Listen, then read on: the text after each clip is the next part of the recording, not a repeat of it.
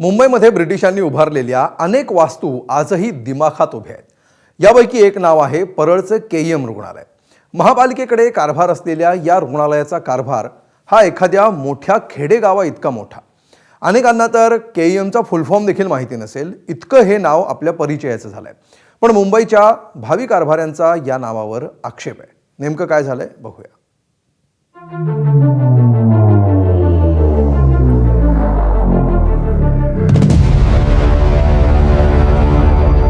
Edward का नाम रखने की जरूरत भी क्या है? Seth GS Medical College and King Edward Memorial Hospital KEM या नावानं केवळ मुंबईतच नाही तर सगळ्या देशाला प्रसिद्ध असलेलं हे रुग्णालय. पण हे नावच आता इतिहास जमा होणार का अशी शंका निर्माण झाली आहे. कारण भाजपचे नेते आणि कौशल्य विकास मंत्री मंगल प्रभात लोढा यांनी या नावावर आक्षेप घेतलाय. एडवर्ड का नाम रखने की जरूरत भी क्या है? जरूरत भी नहीं है. तो जो अभी भारत को 100 साल तक गुलाम करके गए उनकी हम अभी भी पूजा करते रहे, इसकी कोई ज़रूरत है क्या? हाँ, दूसरे अस्पताल बनाने चाहिए, ये बात आपकी सही है.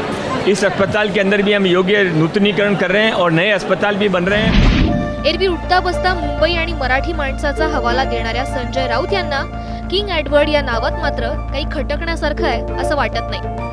उलट त्यांनी लोढांनाच आपल्या इमारतीचं नाव बदलण्याचा काय सल्ला दिला ते ऐका. मुंबईतलं प्रख्यात केईएम रुग्णालय आहे परळचं. ते केईएम म्हणूनच वर्षानुवर्ष ओळखलं जातं.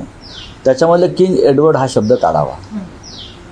आणि लोढांनी त्यांच्या सगळ्यात मोठा जो प्रकल्प आहे लोढा टॉवर, त्याला ट्रम्प टॉवर असं नाव दिलं आहे. लोढांनी आधी ट्रम्प टॉवर हे नाव बदलावं, ते मोदी टॉवर करावं, ठाकरे टॉवर करावं, बाळासाहेब ठाकरे, किंवा छत्रपती शिवाजी टॉवर करावं. आणि मग केईएमच्या विषयावरती आम्ही सगळे मिळून चर्चा. राऊतांच्या या भूमिकेवर भाजप नेत्यांनी लगेचच पलटवार केला.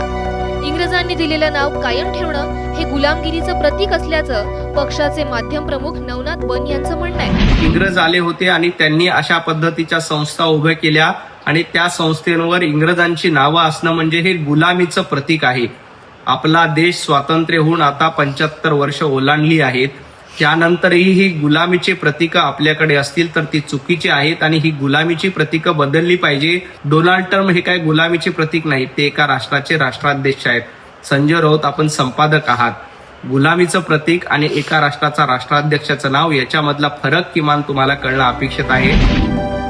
मात्र भाजपचा मित्रपक्ष असलेल्या शिवसेनेचं यावर वेगळं म्हणणं आहे. केईएमचं नाव बदललं तर चुकीचा पायंडा पडेल असं परिवहन मंत्री प्रताप सरनाईक यांना वाटतंय. अशा काही सूचना जर मंगल प्रभात लोढा यांनी केलेल्या असेल तर त्या योग्य नव्हे. कारण केईएम रुग्णालयाचं नाव हे खरं तर गेल्या अनेक वर्षापासून केईएम रुग्णालय असू द्या, जे रुग्णालय असू द्या, ही मनोभावे अतिशय चांगल्या प्रकारची सुविधा सर्वसामान्य फक्त मुंबईकरच नव्हे तर राज्यातील नव्हे देशातील रुग्णांना देत आहे. आणि अशा वेळेस हे नामकरणाचा प्रस्ताव पुढे आणून म्हणजे त्यामध्ये चुकीचा काहीतरी पायंडा पाडू नये ह्या मताचं मी आहे. परंतु शेवटी असे काही निर्णय घेण्याचे अधिकार हे माननीय मुख्यमंत्री आणि उपमुख्यमंत्र्यांना असतात. 1995 साली सर्वात मोठा बदल झाला तो इंग्रजीतलं बॉम्बे हे नाव हद्दपार करून शहर मुंबई म्हणून ऑफिशियली ओळखलं जाऊ लागल्यानंतर ब्रिटिशांनी उभारलेल्या अनेक वास्तूंची नावं सुद्धा बदलण्यात आली.